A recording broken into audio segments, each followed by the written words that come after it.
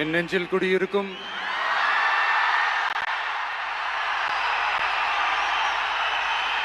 உங்கள் அனைவருக்கும் என்னுடைய வணக்கம். வணக்கம் வணக்கம். சினிமாவில் எப்படியாவது கஷ்டப்பட்டு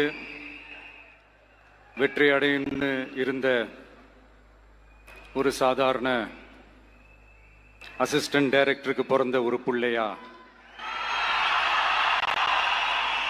எனக்கும் வாழ்க்கையில் வறுமைனா என்னன்னு எனக்கு நல்லாவே தெரியும்.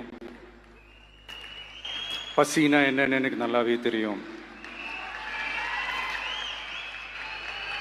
நான் ஒன்றும் பெரிய மன்னர் பரம்பரையிலிருந்தெல்லாம் வந்துடல.